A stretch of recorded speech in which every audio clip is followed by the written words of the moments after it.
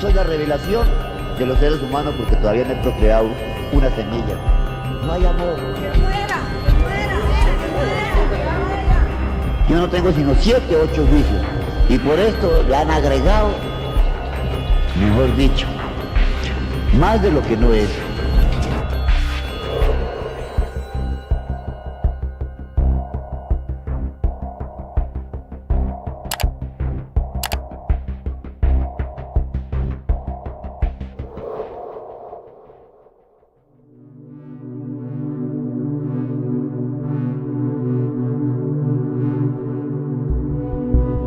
Pedro Alonso López nació el 9 de octubre de 1948 en el municipio de Venadillo, ubicado en Tolima. Su madre se mudó a Santa Isabel cuando él tenía 6 meses de nacimiento, en plena era de violencia. Todo esto se daba cuando el periodo de guerra civil se declara como una auténtica masacre, teniendo un total de 200.000 muertes. Pedro era el 7º hijo de un total de 13 hermanos. Todos eran hijos de una trabajadora íntima llamada Benilda López, originaria de Castañeda. Debido a muchas situaciones, Pedro nunca tuvo una infancia feliz por la violencia que lo rodeaba. No solo el excesivo control de su madre sobre su vida, sino también la gran ausencia por parte de su madre y sobre todo por parte de su figura paternal. Megdardo Reyes, el cual fue asesinado luego de 6 meses de su nacimiento. Su familia vivía en una única habitación con cortinas que los separaban a cada uno, por lo que él y sus otros 6 hermanos siempre escuchaban cómo su madre tenía relaciones íntimas con sus clientes. En 1957, con tan solo 9 años de edad, fue sorprendido por su madre cuando intentaba mantener relaciones íntimas con su hermana menor. Luego de dicho suceso, fue desterrado de su casa.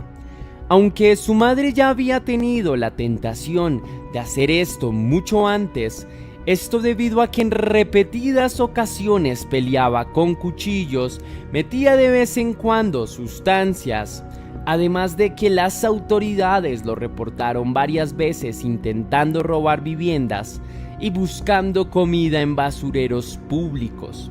Fue entonces que se volvió un vagabundo andante por las calles de Bogotá, un zombi que deambula en el corazón de una ciudad que ignora a los habitantes de calle. Poco después, el hombre fue abusado íntimamente en varias ocasiones. Aunque su suerte parecería cambiar cuando a sus 12 años fue adoptado por una familia estadounidense, lastimosamente su vida volvería a ser igual de trágica cuando un abuso por parte de uno de sus profesores lo obligó nuevamente a abandonar su hogar y volver a sus andanzas por las calles. Para Pedro, las palabras amor y familia no tenían ningún significado verdadero y eran cosas que nunca fueron compatibles con él. A sus 21 años fue encarcelado por los crímenes de hurto. En la misma prisión fue nuevamente abusado por 4 presos. Él mismo decidió no volver a ser una víctima, quebró y días después los asesinó. Dicho crimen fue catalogado como homicidio en defensa propia, por lo que su condena solo se alargó 2 años. Fue el hecho y el placer de asesinar a las personas que lo usaban como juguete íntimo en su estadía de prisión que pudo experimentar un gran placer. Fue entonces que su adicción por la sangre brotó al monstruo que poco después cobraría la vida de cientos de personas a lo largo de sus viajes.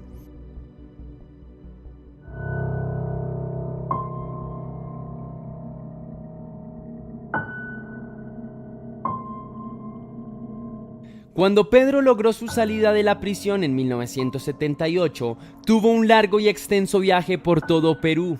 Durante sus viajes y sus andares, él mismo reconoció que algo iba mal con él.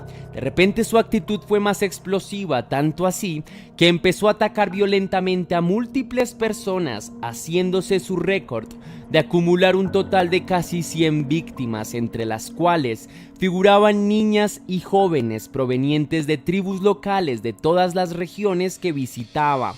Su maldad era tal que se vio obligado a poner la mirada más inocente que pudiera.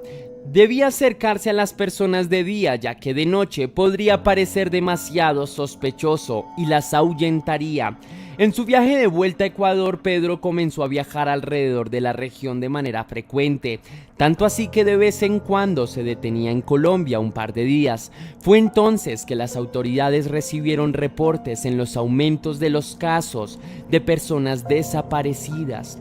Todas las víctimas coincidían en una cosa: todas eran muchachas jóvenes. Sobre todo la policía vio un aumento y preocupación de la población, ya que las víctimas principalmente sufrían de esclavitud sexual y trata de mujeres.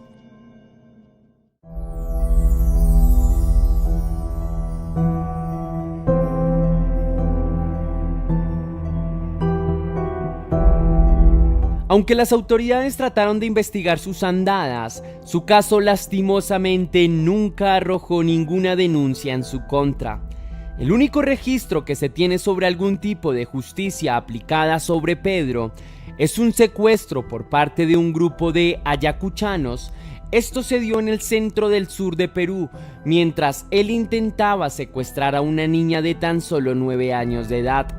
En abril de 1980 ocurrió una riada enojada en Ambato, Ecuador, lo que causó que las autoridades tomaran nuevamente el archivo.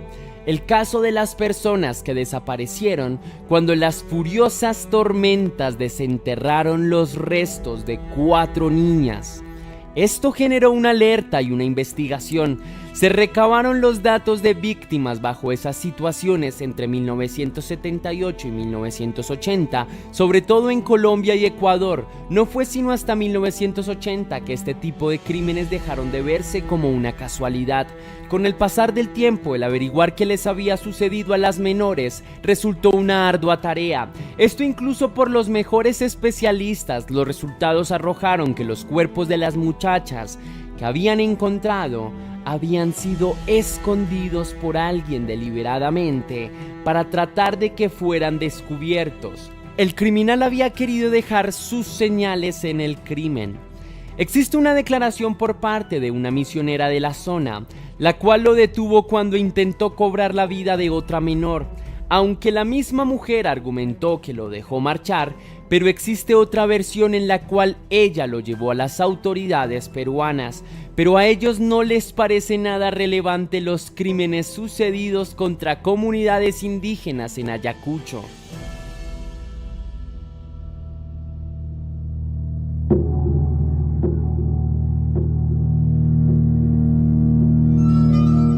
Las búsquedas del criminal continuaron por todo Ecuador.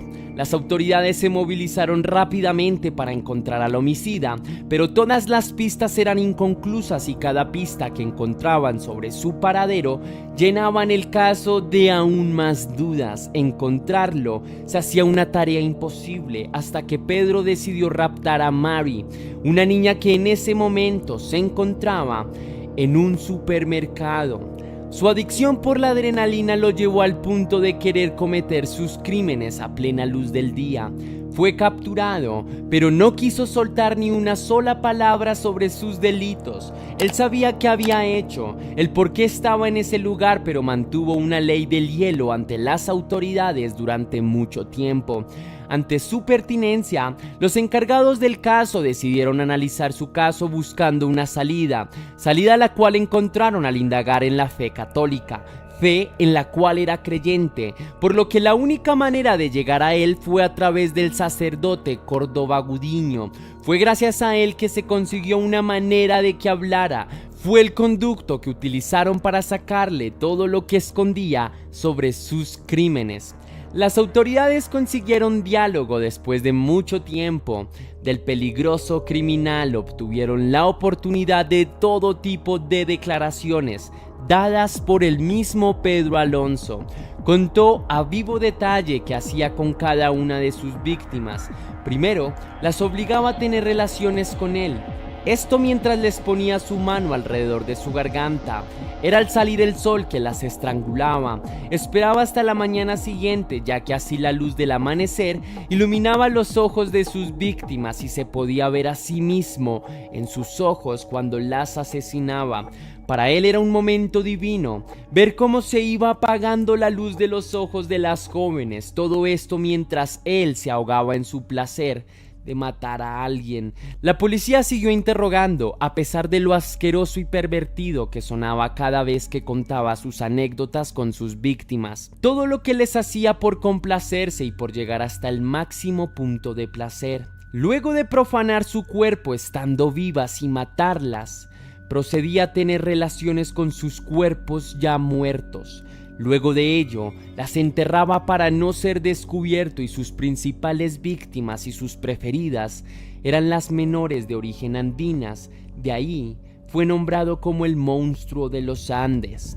Se conoce que en Perú mató alrededor de 100 niñas, entre las cuales figuraban entre 9 y 12 años, y se sabe que tuvo tantas víctimas como calles recorridas en sus viajes. Pedro fundamentó que sus crímenes fueron causados por la dura infancia que le propició su madre y sobre todo las aberraciones que pasó durante su vagancia en las calles. Argumentó que perdió su inocencia apenas a sus 8 años y eso fue la fuente de su inspiración a arruinarle la infancia a otros, tal y como lo hicieron con él. Prefirió niñas ya que son víctimas mucho más fáciles al ser personas dóciles y confiables. Son más inocentes, en especial las niñas ecuatorianas, que en su experiencia, las niñas provenientes de Colombia le desconfiaban más. Una vez que las niñas estaban muertas, cavaba un hoyo en el cual las enterraba siempre en grupos de 3 o 4. Lo más aterrador es que siempre las escondía y les dejaba un fácil acceso, esto para así poder visitarlas luego. Fue así que bautizaba a sus víctimas como sus muñequitas. Era muy usual que incluso conversaba con sus víctimas en el momento que él se aburría de ellas. Buscaba nuevas niñas con las cuales pudiera charlar. A los policías presentes se les hacían incoherentes las declaraciones, dudaban mucho de su testimonio, aunque todo fue claro cuando les habló de manera egocéntrica, orgulloso de sus crímenes. Tanto así que él mismo los dirigió a los lugares donde enterró sus víctimas. Las autoridades se encontraron con 74 cuerpos con signos de abuso íntimo. En un principio las autoridades solo reportaron esa misma cantidad de denuncias, pero él mismo les confesó que eran aún más. Eran 110 en total las que él indicó. Las declaraciones del criminal los dejó con la piel de gallina y con una sensación horrible. Les contó que en sus viajes por Perú, Colombia y Ecuador, un total de 300 menores murieron, más del triple de las que las autoridades sabían en un principio.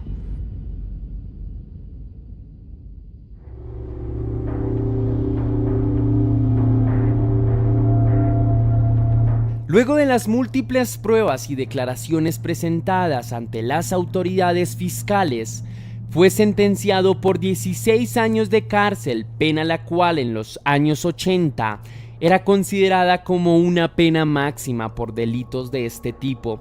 Estuvo preso hasta 1994, cuando fue extraditado a Colombia para ser juzgado, juicio en el cual el magistrado lo determinó como demente, por lo tanto, no tenía la capacidad para ser juzgado. Fue así que Pedro fue enviado hacia un hospital psiquiátrico, donde permaneció 4 años, además de imponer una fianza de $50,000, esto acompañado del cumplimiento de su tratamiento psiquiátrico obligatorio. Además de que sería seguido por las autoridades judiciales mes a mes. Aunque se hizo el desentendido en cuanto lo liberaron, nunca cumplió con ninguno de los términos. En cuanto fue liberado, desapareció y su paradero fue desconocido desde 1998.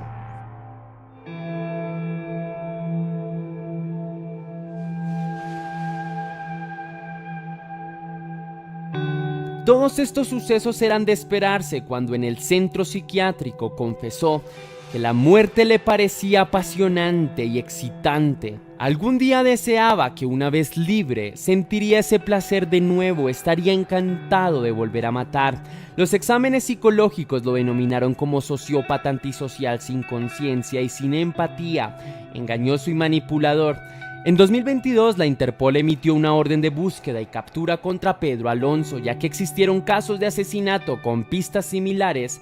Entre las principales denuncias se encuentra la hecha por una menor del Espinal, una zona donde él frecuentaba mucho secuestrar.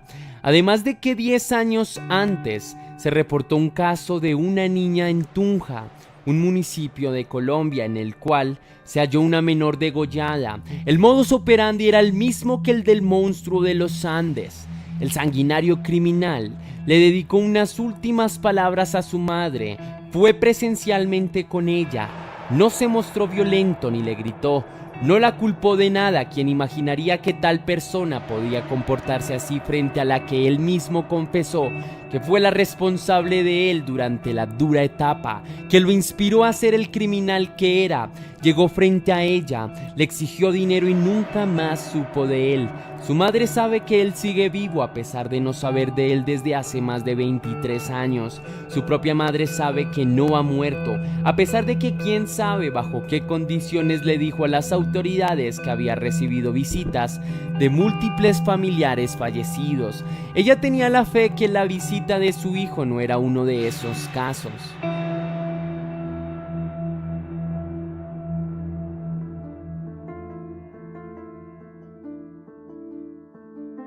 Pareciera raro que el que hace unos años era el asesino más buscado por las autoridades, aquel que confesó incluso dónde estaban los cuerpos de sus víctimas y se sentaba en una silla a confesar sus crímenes, desapareciera como un fantasma. Parecía que la tierra se lo hubiese tragado, pero aún había algo de él.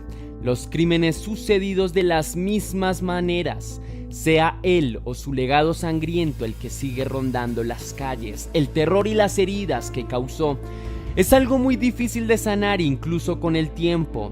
Dejó su huella en el mundo criminal, admirado por algunos, temido por muchos. Las 300 víctimas que dejó en su camino como criminal son el origen de todos esos sentimientos. Déjame tu respuesta sobre este caso en la caja de comentarios.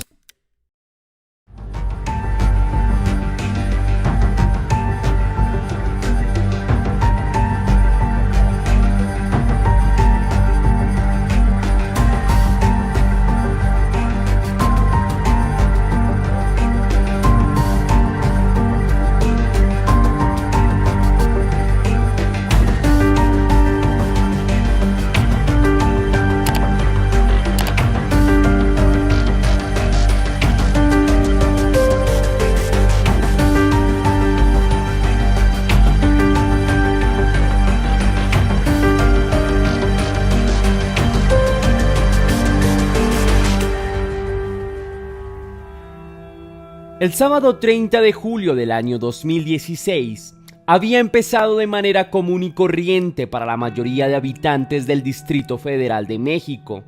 El sol empezaba a proyectar sus primeros rayos de luz sobre las calles y edificios de la ciudad. Auguraba un día despejado y espléndido. Desafortunadamente, el panorama cambió radicalmente hacia las horas de la mañana, cuando una mujer que vivía en las proximidades de la colonia Nápoles escuchó un fuerte estruendo proveniente de la calle. En un principio, la mujer pensó que había explotado un cilindro de gas o algo por el estilo. La mujer sufrió un gran susto producto de ese extraño ruido que rompió de manera radical con la tranquilidad de aquella mañana. Pese al susto, la mujer que vivía en las cercanías de la zona venció el miedo que la tuvo paralizada durante los primeros minutos y salió a explorar para ver qué era lo que había sucedido. Se dijo para sí misma que tal vez alguna persona necesitaría ayuda. Una vez en la calle, a simple vista no se veía nada fuera de lo común. No había rastros de incendio o de ninguna persona pidiendo ayuda. Esto hizo que la mujer se sintiera un poco más tranquila, así que fue recuperando poco a poco la calma. Estaba ya a punto de volver a su casa para continuar con su rutina de todos los días, cuando no muy lejos divisó una forma extraña que le generó curiosidad. La mujer empezó a acercarse poco a poco a la figura y a medida que sus pasos avanzaban, empezó a sentir una repentina inquietud. Sus pulsaciones empezaron a acelerarse de manera súbita y de golpe se apoderó de ella una fuerte sensación de miedo y de temor. La mujer ya estaba tan solo a una decena de pasos de la figura que había divisado a lo lejos, y una vez logró ver con claridad de qué se trataba, su cuerpo entero quedó helado. Estaba segura que a lo largo de toda su vida no había visto nada tan escalofriante. Ante sus ojos tenía un escenario totalmente visceral, una mujer desnuda y con múltiples heridas, huesos rotos y un semblante prácticamente irreconocible. Yacía muerta en la mitad de la calle.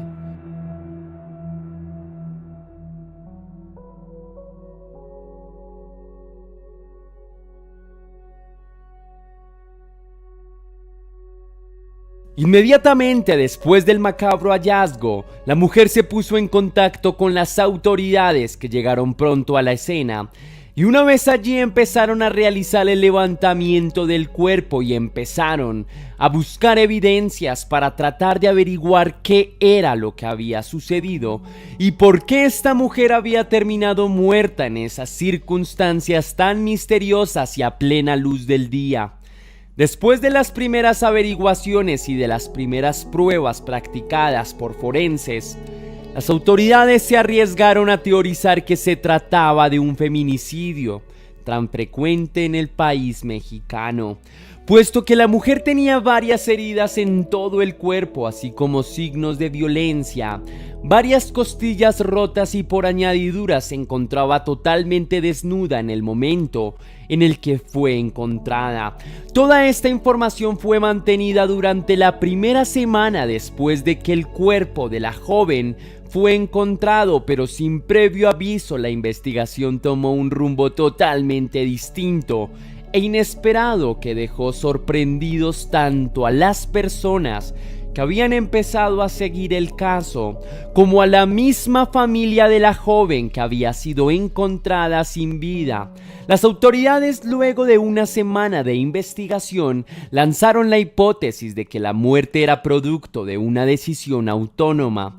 La joven, según la información de los oficiales, se había lanzado del último piso de un edificio cercano y que todas las lesiones que había sufrido habían sido producto del impacto producido por el golpe contra el suelo. Sin embargo, esto no explicaba todos los golpes que la joven tenía a lo largo de su cuerpo, ni tampoco las costillas rotas.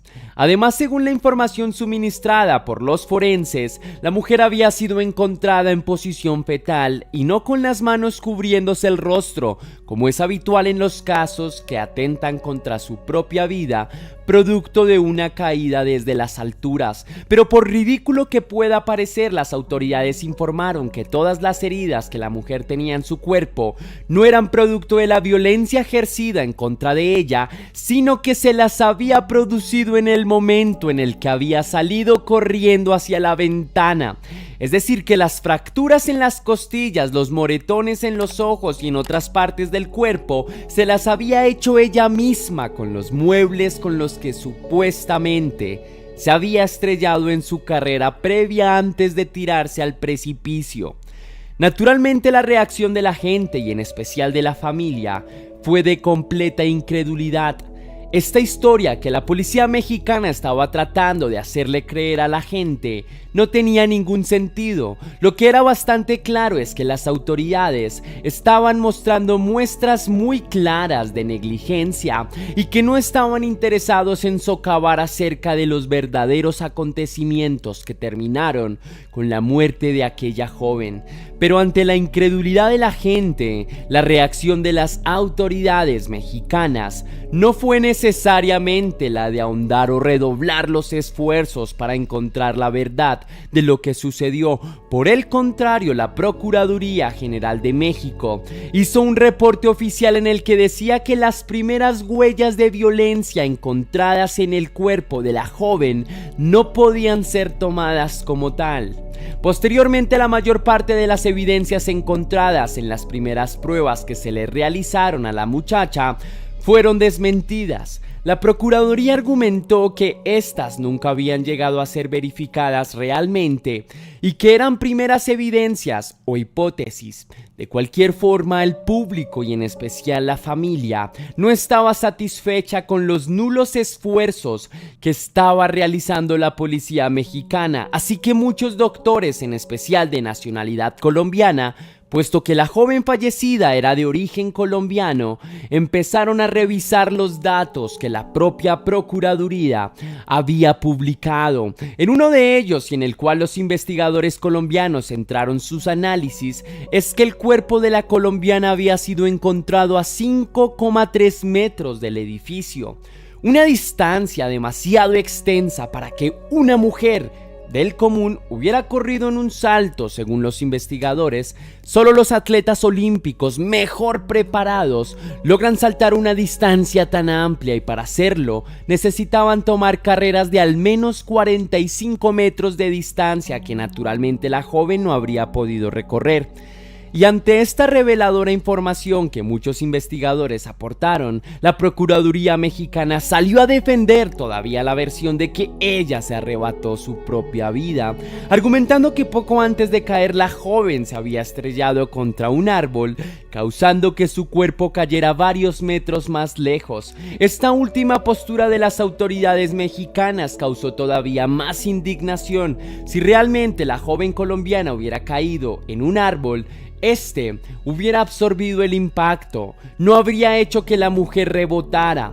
Según los investigadores privados, además de la violencia que evidentemente esta joven había sufrido previo a su asesinato, posiblemente también había sido arrojada por la ventana por las mismas personas que la habían asesinado. Pero ¿quién era esta joven colombiana que vivía en México y por qué había sido asesinada en tan extrañas circunstancias?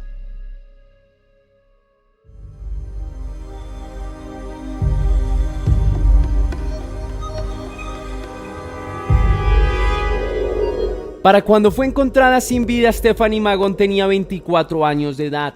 Era una mujer colombiana nacida en la ciudad de Cali, en un ambiente familiar, lleno de cuidados y en el que recibió mucho amor. Su familia era numerosa y alegre, por lo cual desarrolló una personalidad que, si bien no era totalmente extrovertida, era ante todo desenvuelta y carismática.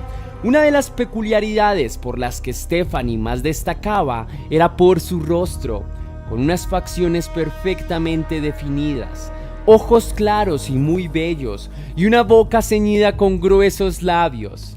Stephanie era una joven sumamente hermosa y consciente de su belleza. Desde joven había soñado con ser modelo, pero los sueños de la joven caleña tuvieron dos grandes impedimentos: su estatura y el dinero, pues ser modelo no era tan fácil, así como pagar los cursos de modelaje y en el ingreso a las agencias siempre fueron quisquillosos por su altura. Sin embargo, Stephanie fue obstinada. Ella tenía muy bien definidos sus sueños y con el nacimiento de su hijo buscó todavía con más ahínco cumplir con su sueño. Luego de algún tiempo intentando ingresar a la industria, una agencia vio el potencial que la caleña tenía y la contrató, pues dijeron que su rostro era tan impactante que el hecho de que la joven midiera 1,64 no tenía demasiada importancia.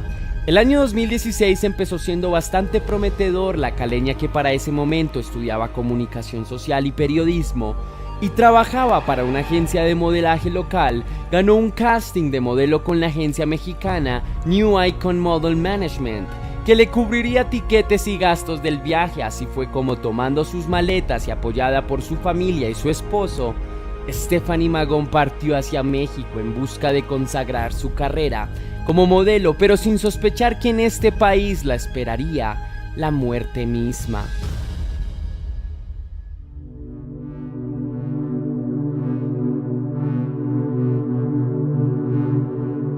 El proceso de Stephanie no avanzaba. Toda su familia presionaba para que la policía se tomara más en serio el caso, pero no se notaba demasiada voluntad de parte de las autoridades. Sin embargo, Apenas unos meses después de que el cuerpo de Stephanie fuera encontrado sin vida y con claras muestras de violencia en la colonia Nápoles, en la calle Miami, en el Distrito Federal de México, una mujer había llegado a una estación de policía con síntomas claros de violencia, alertando a las autoridades de que a pocas calles de donde había sido encontrada la colombiana, en un edificio ubicado en el World Trade Center, habían varias mujeres latinas retenidas en contra de su voluntad. Gracias a esta joven que logró escapar de secuestro, la policía logró dar con 18 mujeres que eran retenidas en contra de su voluntad y habían sido obligadas a mantener relaciones íntimas con distintos hombres. Todas las mujeres allí encontradas eran latinas, entre las que se encontraban 10 venezolanas, 7 colombianas y una paraguaya. Debido a la cercanía espacial y temporal de los acontecimientos, empezaron a aparecer teorías de que posiblemente Stephanie había sido víctima de una red de trata de personas. Ante la presión ejercida por los medios y los familiares, el Departamento de Investigación tomó un poco más en serio el caso de la colombiana, logrando obtener un registro de video en donde se documentaron las últimas horas de vida de la caleña.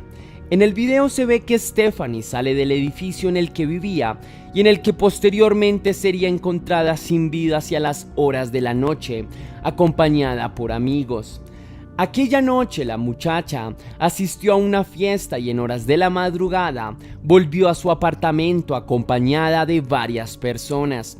Al parecer la fiesta continuó durante un rato y hacia las 5 de la mañana se ve como la joven sale a despedir a varios de los invitados. Luego de esto, se ve que la caleña ingresa a su casa y no vuelve a verse. Adicional a este registro de video, la policía practicó a la joven una prueba toxicológica, encontrando que había consumido metanfetamina, droga que muy probablemente la debería haber dejado inconsciente, hecho que una vez más reforzaba la posibilidad de que la joven hubiera sido asesinada. No obstante, a pesar de esta investigación de la policía, los esfuerzos fueron insuficientes. La Procuraduría dijo que no encontró pruebas concluyentes que probara el asesinato de Stephanie Magón. Por lo tanto, y hasta el día de hoy, este asesinato sigue siendo tratado como si se tratara de una forma de haberse quitado la vida, pese a todas las pruebas y evidencias y casualidades que parecen gritar por sí mismas que es todo lo contrario. Es realmente triste ver cómo muchas veces son las propias autoridades quienes deberían asegurar la justicia las que muchas veces entorpecen los procesos y no permiten que la verdad salga a luz, pasando por alto los sentimientos de las familias y todo el dolor que esto puede generar. El día de hoy hablaremos de uno de los casos que más conmoción ha causado durante los últimos años en Colombia. Parece increíble que aún en el siglo XXI este tipo de casos sigan sucediendo con tanta frecuencia. El caso del que hablaremos en el día de hoy ha tocado tanto a las familias colombianas porque es algo que podría suceder en nuestras familias y en el que, a pesar de que pensemos de que estamos exentos de situaciones de este tipo, siempre hay personas inconscientes buscando hacer el mal. Imagina que un día tu hija decide salir a beber junto con sus amigos en una noche cualquiera y al día siguiente recibes una llamada en la que te informan que tu hija acaba de morir en presencia de sus amigos y ninguno es capaz de decir la verdad ni de confesar los hechos por salvaguardar su libertad. Este es justamente el caso de Ana María Castro Romero, pero sin más dilaciones, recuerda que te habla tu amigo Tesla y te conectas a Test Misterios.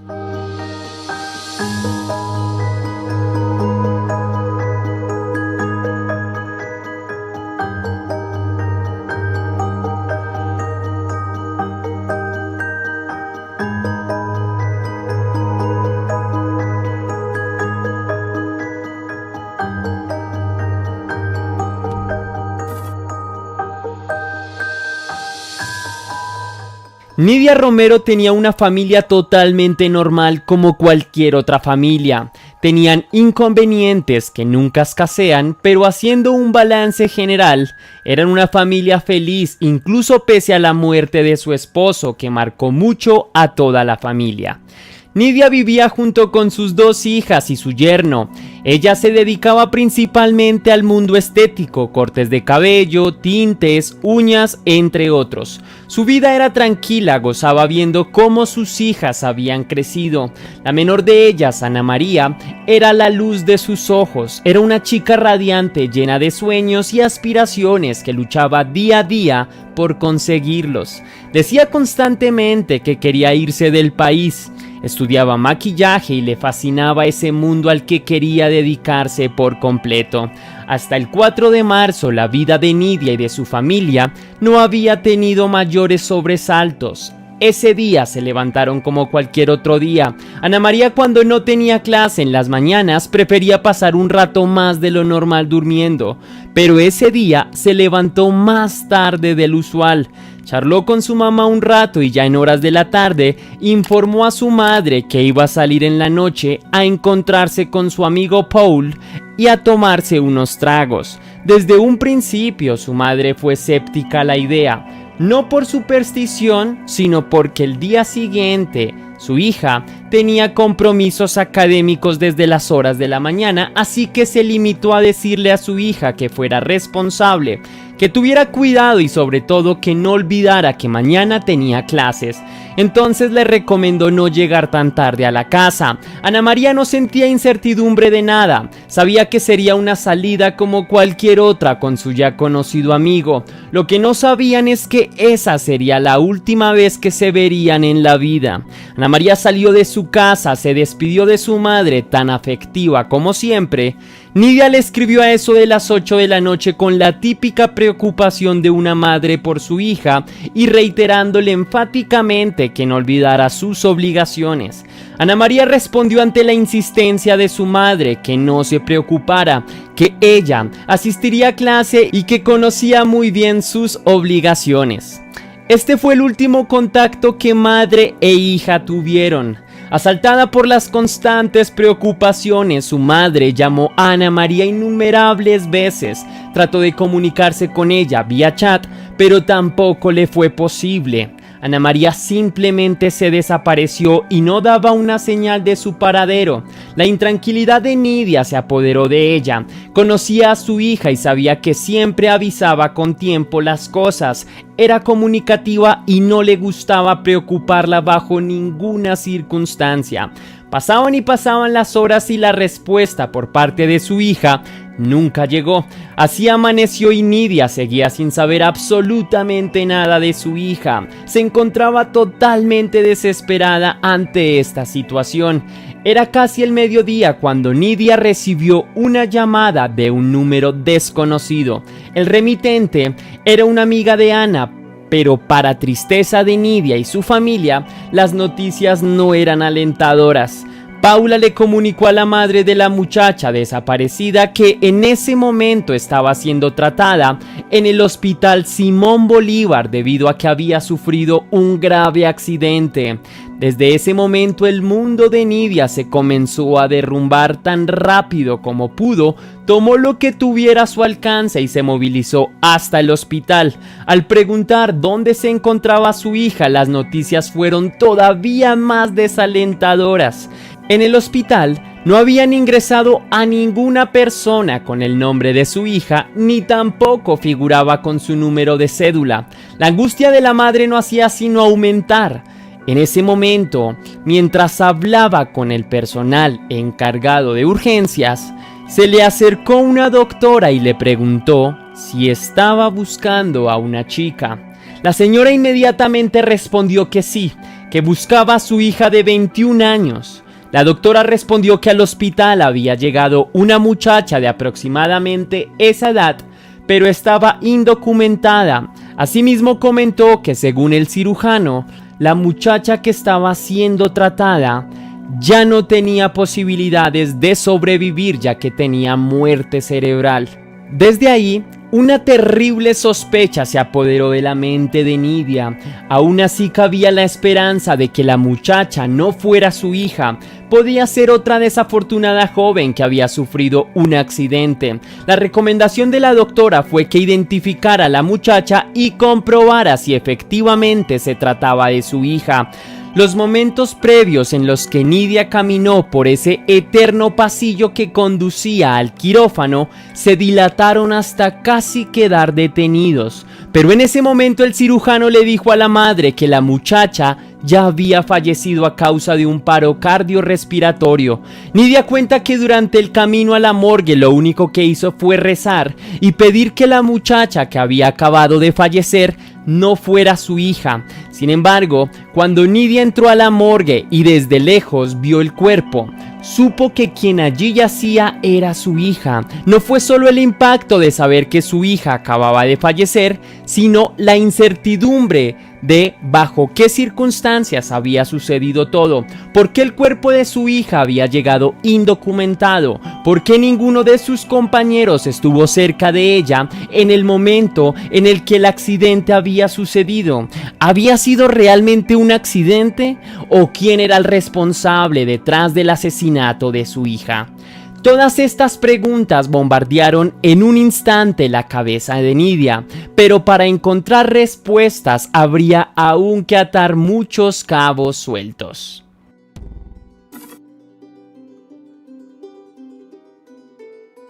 Paul Naranjo, el amigo con el que en un principio Ana María había acordado encontrarse, fue el primero en dar su versión sobre los hechos. Al día siguiente que se conociera la muerte de Ana María, las redes del hombre estaban a reventar y lo acusaban de asesinato. La versión que Naranjo entregó al público y a las autoridades es que él se encontraba junto con uno de sus amigos, Julián Ortegón, y que recibió una llamada de Ana María pidiéndole que se encontraran en un bar. Ella mencionó que se encontraba junto con un grupo de amigos en uno de los bares del norte de Bogotá.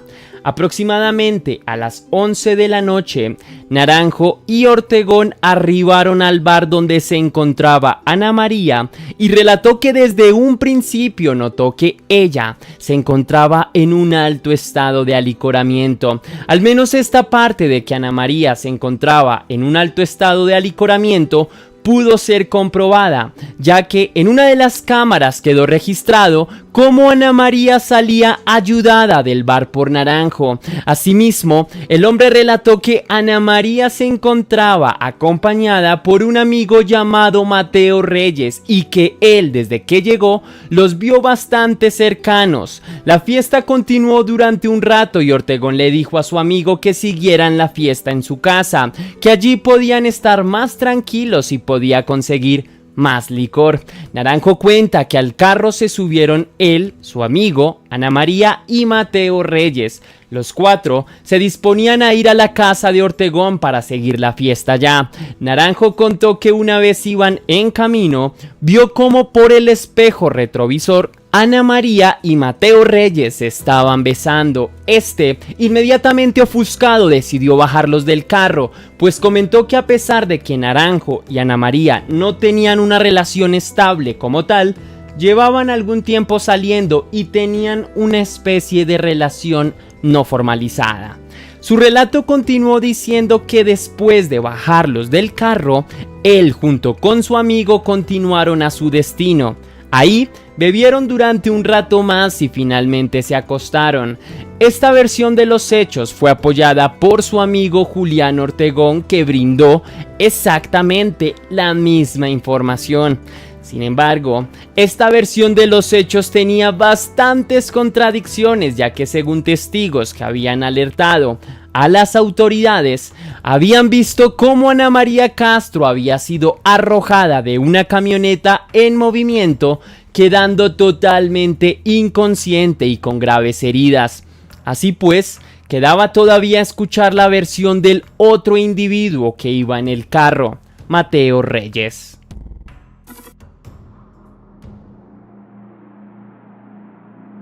Poco tiempo después de que Nidia se enterara de la muerte de su hija, recibió una llamada de Mateo Reyes. La madre, todavía en shock, quería obtener todas las respuestas. Inmediatamente Mateo le comentó que habían estado tomando junto con otros amigos en un bar del norte de Bogotá, que posteriormente habían llegado dos amigos de Ana María y que los habían invitado a beber en el apartamento de uno de los dos. Debido a que Ana se encontraba bastante ebria, les pareció una decisión pertinente. Respecto a los hechos que sucederían posteriormente, Reyes indicó que él había presenciado cómo Ana había salido volando de la camioneta Kia Sportage negra en la que habían llegado Pau Naranjo y su amigo Julián Ortegón. Reyes indicó que él había presenciado el momento debido a que iba siguiendo a la camioneta en un taxi. Después le mencionó a la madre de Ana María que también recordaba haber estado en la camioneta, pero que los dos sujetos lo habían hecho bajarse de ella, dejándolo tirado en medio de la calle. Para Nidia, esta versión también tenía bastantes incongruencias, pero como se dio cuenta posteriormente, estaba mejor articulada que la versión de la de los otros dos hombres que se encontraban implicados en el asesinato de su hija.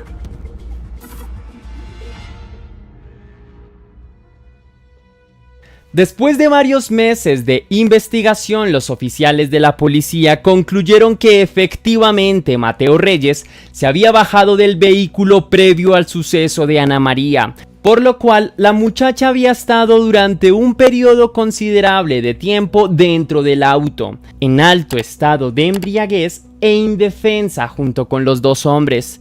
Según las autoridades, al interior del carro se produjo una pelea que tuvo como resultado el asesinato de Ana María Castro. 2 años después del asesinato de la joven bogotana, la jueza encargada del caso y con todas las evidencias en contra de los dos hombres, los sentenció a 41 años de prisión por los cargos de feminicidio agravado. Pese a que en parte la madre de Ana María siente que se hizo justicia, aún tiene muchas dudas respecto a cómo verdaderamente se dieron las cosas. Siente también que Reyes no entregó la versión completa de la historia para mantenerse al margen de la situación y no comprometer su libertad. A día de hoy, Nidia sigue esperando que la situación se esclarezca y que los culpables confiesen cómo realmente sucedió todo. Tal vez así, a pesar de la pérdida de su hija, pueda tener un poco de calma que despiadadamente le fue arrebatada. Esto ha sido todo por el video de hoy, leyenda. Sin duda alguna, una de las mayores tragedias para los familiares de una víctima de asesinato es la incertidumbre de no saber cómo fueron los últimos momentos de esa persona a la que amaban y por qué fue tan cruelmente asesinada. Cuéntame en la caja de comentarios qué tal te pareció este video. ¿Crees que Reyes tuvo algún tipo de implicación en el asesinato? ¿Cuál crees que fue el motivo para que los dos hombres que abordaban la camioneta decidieran cometer un acto tan despiadado? Como siempre, leyenda, gracias por pasar por aquí. Recuerda que yo soy Tesla y que las dudas te acompañan. No olvides seguirme en todas mis redes sociales.